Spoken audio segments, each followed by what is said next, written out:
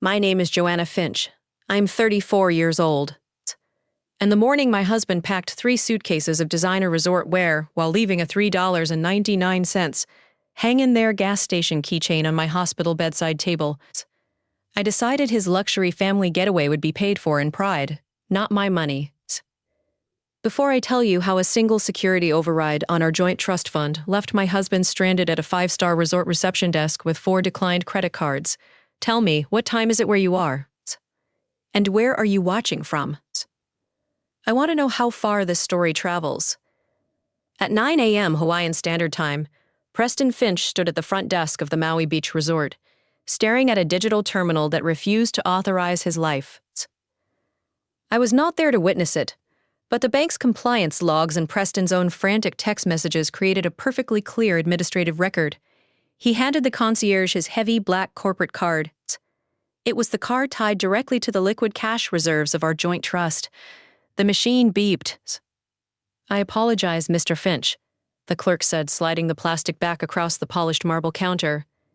The issuer has declined the authorization. It says the account privileges are currently suspended. Preston adjusted the collar of his linen shirt. Run it again, he said, using his practiced, calm coaching voice. It's a high-tier account. Sometimes the fraud protection trips when I cross time zones. The clerk inserted the chip a second time. The screen returned the exact same cold error. Preston's mother, Evelyn, stood 2 steps behind him, surrounded by a brass cart loaded with custom luggage. She touched his arm. Preston, darling, just use the other card, she said. We have spa appointments at 11. Preston ignored her and pulled out his secondary travel card. Try this one. Another beep. Declined, sir, the clerk said, keeping his hands folded on the desk. Preston handed over 2 more cards. Both died in the machine. The resort staff politely refused to hand over the physical keys to the $14,500 oceanfront villa he had booked. Preston stepped away from the desk, his face pale, shouting into his phone, while Evelyn watched the lobby security subtly shift closer. He was completely locked out. He had no access to the $300,000 trust, no active credit lines, and absolutely no way to pay for the vacation he had chosen over my medical care. To understand how a lifestyle coach who sold abundance mindsets ended up stranded and financially zeroed out, you have to look at the ledger. Specifically, you have to go back exactly 3 weeks to the morning a surgical oncologist handed me a blue paper folder inside the Northwest Oncology Center. The paper of the folder was thick, high-quality stock. The kind of expensive stationary clinics only use when they are about to deliver terrible news. It's stage 2 triple-negative breast cancer, the doctor said, pointing to a shadowed cluster on the imaging scan. It is aggressive. We need to start the first cycle of Red Devil chemotherapy immediately. I work as a senior trust administrator.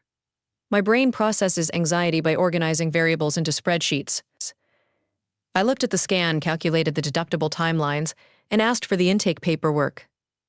The clinic required a $32,000 upfront administrative deposit to secure the aggressive treatment schedule. We had the money, or rather, I had the money.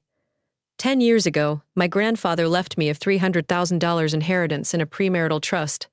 I had moved it to a joint management account after marrying Preston, but protected it with a strict separate property rider. It was meant to be our safety net. When we got back to our house in Lake Oswego, I set the blue folder on the kitchen island. Preston was standing by the microwave, drinking an expensive green juice. He was a high-ticket lifestyle coach, which meant he spent his days recording motivational videos about energetic frequencies and financial manifestations. In reality, his entire brand was a shell company completely subsidized by my trust fund. I told him the diagnosis. I told him about the $32,000 deposit. Preston did not step forward to hug me. He did not ask what the side effects of the chemotherapy would be. Instead, he checked his reflection in the dark glass of the microwave door. We have to protect the family's momentum, Joanna, he said, entirely calm. Your illness is a personal challenge, but letting it drain our strategic reserve is just bad energy. I stood there, my hand resting on the cold granite counter. It's cancer, Preston. It's not a mindset issue. I need the treatment deposit. Cleared by Friday. He took a slow sip of his juice. Look, my launch is next week. I need the liquid cash to project high vibration success. We can just put the hospital on a payment plan. 2 weeks later, the physical reality of the illness arrived. My hair began thinning in clumps. My joints ached constantly. And while I was spending hours on hold, trying to negotiate the oncology deposit with the hospital's billing coordinator, Preston used his access to the trust portal to withdraw $14,500. He didn't use it for my treatment. He booked a 5-star Hawaiian vacation for himself, his mother Evelyn, and his younger brother Nate. He claimed my baldness and exhaustion were lowering his vibrational frequency, and he needed an immersive family retreat to reset his brand's aesthetic. Which brings us to 10:30 a.m. on a Tuesday, the day of his departure. I was lying in bed, shivering beneath a heavy quilt, waiting for my anti-nausea medication to take effect. Preston walked into the bedroom, pulling his $3,800 handcrafted Italian leather luggage. He smelled like expensive cologne and airport lounges. He stopped at the foot of the bed and looked down at me, not with concern, but with mild administrative annoyance. Your treatment schedule is dragging everyone down, Joanna, he said, zipping the front pocket of his bag. I can't spend my only break of the year sitting in a chemotherapy ward. I pressed my hand against my collarbone, right over the surgical bandage where my chemotherapy port had just been installed. You're leaving me to go to Maui. I'm not leaving you, he replied smoothly, checking his watch. I'm leaving the clinical environment. My business needs me to project high vibration success, and honestly, this house has become very heavy lately. He walked over to the bedside table. Next to my stack of medical intake forms and a half-empty glass of water, he set down a small piece of painted plastic. It was a $3.99 hang in there cat keychain. I bought you the card and the little cat toy from the gift shop, he said, patting his pockets for his phone.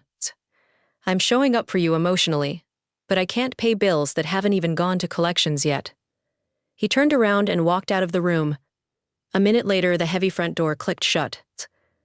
I sat on the edge of the mattress holding the cheap plastic keychain in my palm. The edges of the plastic were sharp.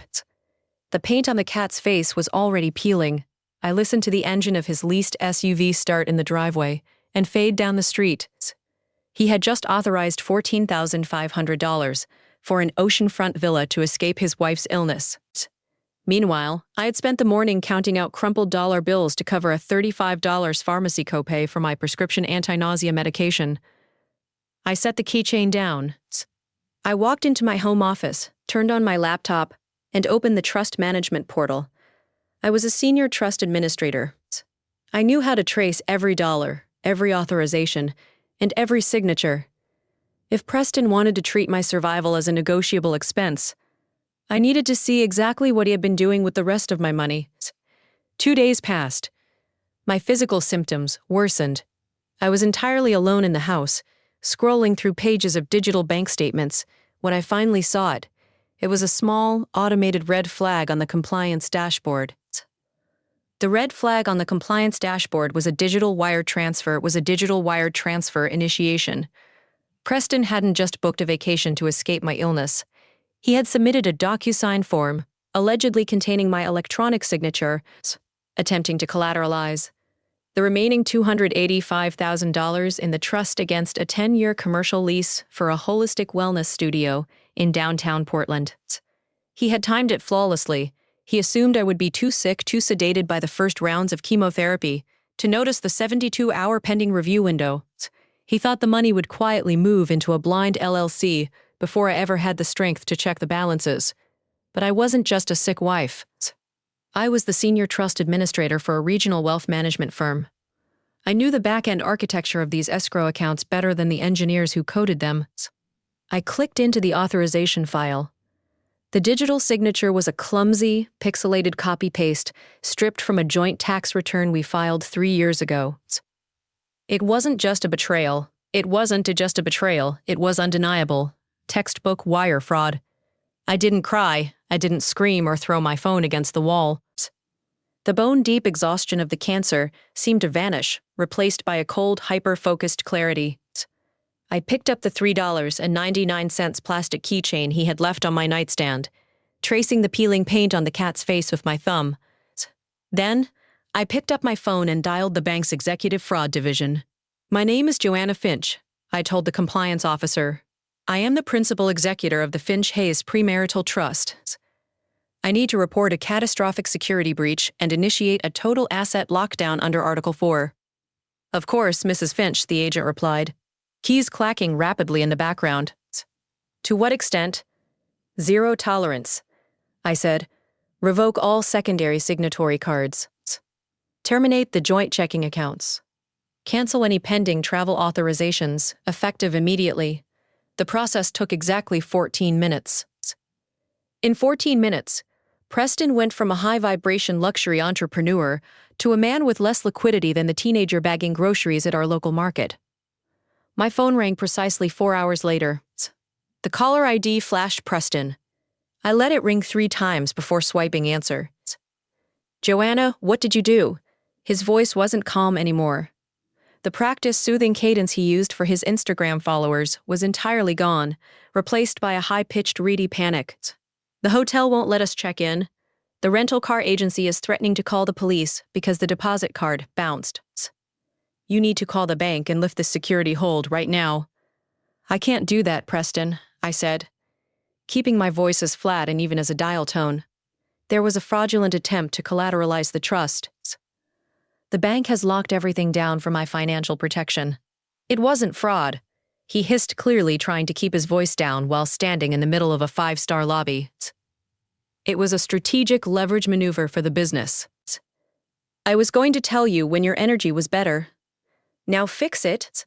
My mother is sitting on her luggage crying, and Nate is trying to sleep on the lobby chair." I looked at the blue oncology folder, sitting on my kitchen island right next to the receipt for my anti-nausea medication. "You have your health, Preston," I replied smoothly. "You have your abundance mindset. Just manifest a room." "Joanna, I swear to God, if you don't call them right now." "I'm just protecting the family's momentum, Preston," I interrupted softly. "Paying for your luxury vacation while I have cancer is just bad energy. Hang in there." I hung up the phone, and then I blocked his number. The house was perfectly silent for the next 48 hours. It was not the heavy, suffocating silence of waiting for biopsy results, but a clean, empty quiet. I did not check my phone, and I did not answer the door. On Sunday morning, I tried to open a new prescription of anti-nausea medication. My fingers were trembling so badly from the first round of infusions that I couldn't press down the child-proof cap. I stood in the kitchen, pushing the plastic bottle against the granite counter with my palm, leaning my entire body weight onto it until the plastic cracked. The pills scattered across the floor like tiny white beads. I sat on the cold tile and picked them up, one by one. I didn't think about the trust, or the forged signature, or the holistic wellness studio. I just stared at the little white circles in my palm. By Monday morning, the logistics of his ruin were already in motion. Evelyn Vance, a senior estate attorney at my firm, came to my house at 8 o'clock. She brought 2 almond milk laddies and a thick stack of civil injunctions.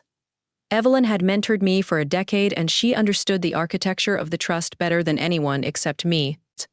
"He's going to claim it was a shared marital asset," she said, setting her cup exactly in the center of a coaster. "But the premarital structure is ironclad. He breached fiduciary duty the second he copied your signature for that unauthorized transfer." I looked at the paperwork. The reality of the next 6 months suddenly felt like a physical weight on my chest. I told her I was tired. I told her I wasn't sure I had the physical stamina to manage a brutal civil separation while actively undergoing chemotherapy. Evelyn stopped sorting the files. She looked at me, tapped her silver pen against the legal pad, and said, "You don't need stamina to drop a match, Joanna. You just need to step back and let it burn." She didn't offer to fix my marriage or give me a hug. She just handed me a pen, and I signed the suspension documents. Preston's financial reality caught up to him by Tuesday afternoon. The hotel concierge had politely informed him that none of his secondary cards would authorize for the daily incidentals. He had to ask his mother to use her fixed-income debit card to buy 3 economy tickets home. They landed at the airport just after 9 o'clock that night. At 10:15, a car pulled into my driveway. I was sitting in the dark living room, watching the security camera feed on my tablet. Preston carried 2 heavy suitcases to the front porch, confidently sliding his key into the deadbolt. It wouldn't turn. He tried his secondary key. Nothing. I had called a locksmith on Saturday afternoon. Preston pounded his fist against the heavy oak door. The sound echoed through the quiet suburban street. Joanna. Open the door. Through the camera feed, I watched his mother sit down on her luggage in the driveway, rubbing her temples. His brother, Nate, was pacing on the lawn, staring at his phone. I pressed the 2-way intercom button on my tablet. The property is currently under an exclusive possession order, I said. My voice carried through the porch speaker, calm and metallic. Your personal items have been boxed and moved to a climate-controlled storage unit. The entry code was emailed to your personal account an hour ago. Preston stared up at the camera lens.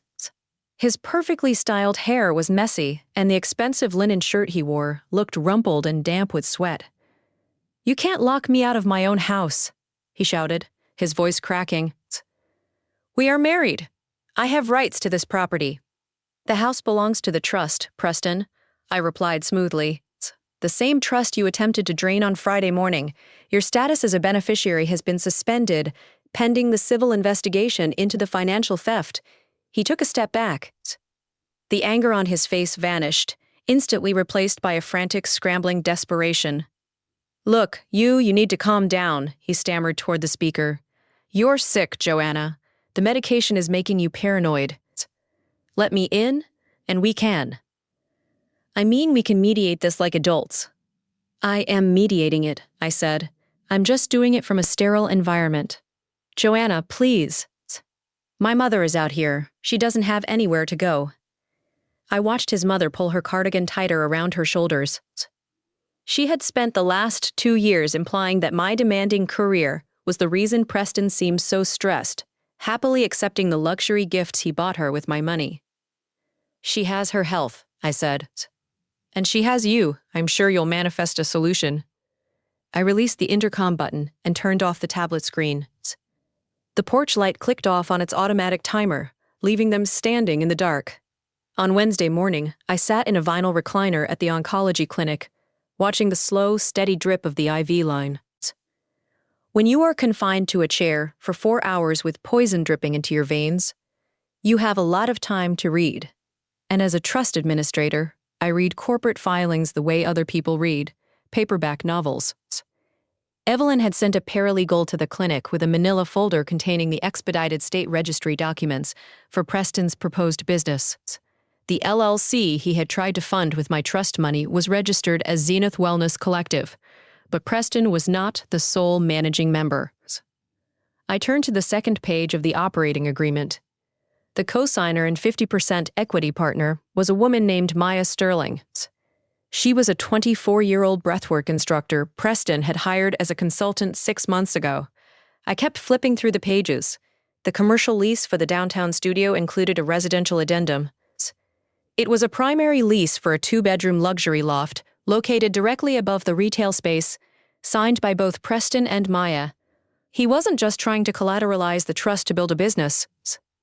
He was using the 3-day window of my first chemotherapy cycle to silently fund a brand new life. I looked at the deposit schedule. The math was right there in black and white. He had authorized a $14,000 cashier's check for the loft's first and last month of rent, pulled from the exact amount he tried to drain from the trust. $14,000 for an apartment with a woman 10 years younger than me, compared to the $12.50 hospital parking receipt he had complained about paying just 2 weeks earlier, because, according to him, we needed to vigorously protect our liquid assets. I didn't cry. I just carefully slid the papers back into the manila envelope and wrapped the little string around the closure flap. My phone vibrated on the tray table next to my ginger ale. It was Preston's younger brother, Nate. Joanna, please tell me you aren't looking at social media, Nate said, his voice hushed and echoing slightly, like he was standing in a stairwell. I'm looking at state tax registries, Nate, I replied smoothly. What is your brother doing? He just posted a 20-minute video on his business page, Nate said, sounding completely exhausted. He's telling all his followers that the chemotherapy caused a severe psychological break. He told them you're experiencing paranoid delusions, and that you financially abused him and threw our mother on the street. I opened my laptop with my free hand and navigated to Preston's public page. The video was already pinned to the top of his feed. He was sitting on the edge of a generic motel bed, wearing a plain gray t-shirt to look humble. He had clearly run his hands through his hair to make it look distressed. My wife is fighting a terrible illness, and the heavy medications have tragically altered her mind, Preston said to the camera, his voice thick with practiced, performative grief. She has unlawfully frozen our shared family accounts and evicted my elderly mother without warning. I am stepping away from my coaching business to fight for my wife's psychiatric care, but in the meantime, we are accepting community support just to survive the week. A link to a crowdfunding page was pasted in the caption. In less than 2 hours, his followers had already donated $4,000 to save him from his mentally unstable, cancer-stricken wife. I told him to take it down, Nate said through the phone. I told him it was a disgusting lie, and he told me I didn't understand the strategy. I'm taking Mom to the airport in an hour. I can't be around him anymore.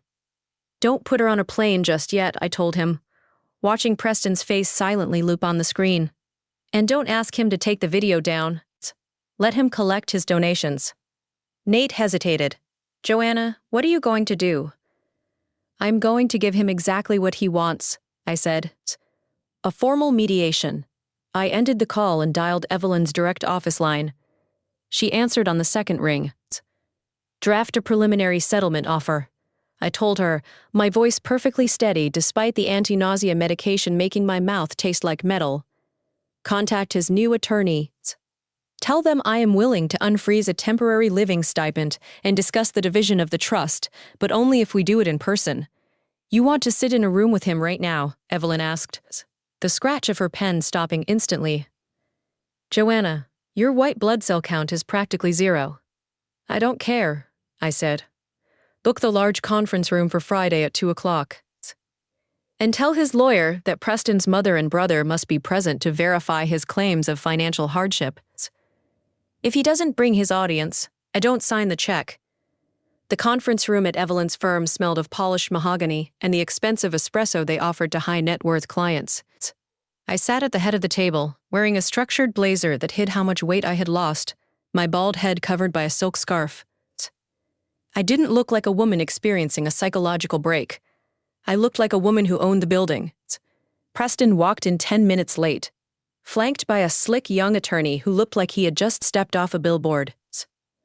Behind them came Nate, looking utterly defeated, and their mother, Beatrice, who clutched her handbag like a shield. Preston hadn't bothered with the humble gray t-shirt today. He was back in his tailored suit, playing the role of the beleaguered, responsible husband. Joanna, my God, look at you. Preston breathed, stepping forward with his hands outstretched, his face twisted into a mask of profound pity.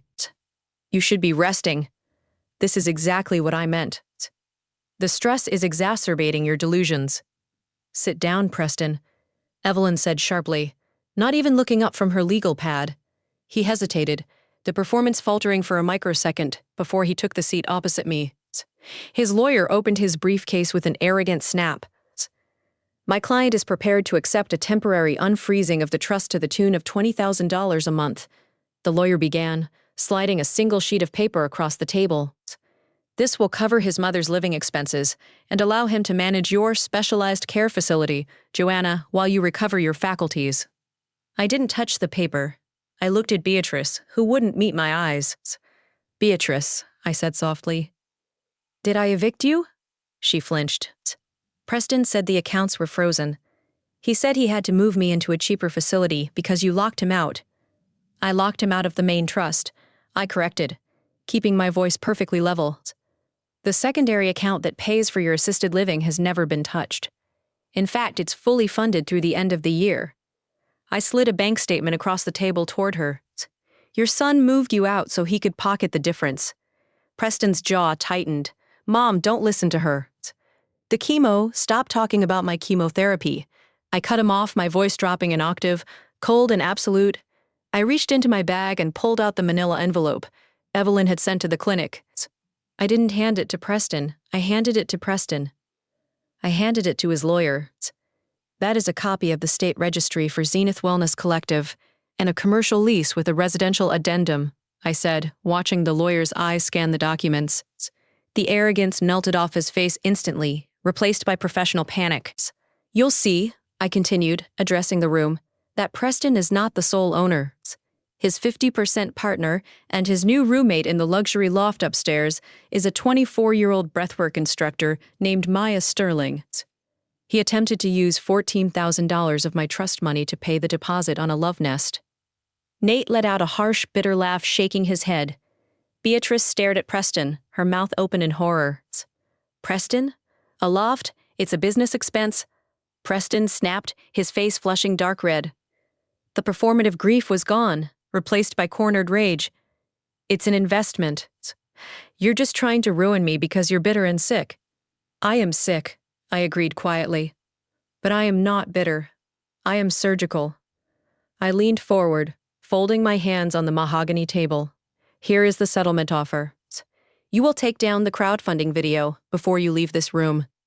You will refund every single dollar donated under the false pretense of my mental decline. You will sign this post-nuptial agreement, relinquishing any and all claims to my family's trust, past, present, and future. And if I don't? He sneered, though his hands were trembling. You'll sue me. I'll drag this out for years. I'll tell a judge you're unfit. Evelyn finally looked up. If you don't sign, Mr. Sterling, we don't sue you for divorce. We refer you to the district attorney for wire fraud. You solicited funds across state lines using provably false claims about my client's health and your own financial destitution, while concurrently signing a luxury commercial lease. That is a federal crime. The room went dead, silent.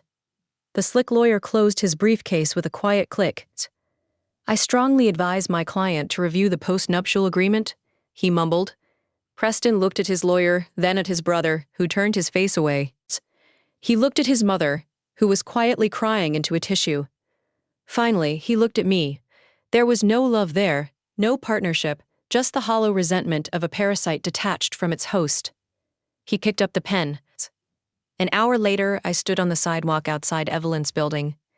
The air was warm, and the city hummed with life.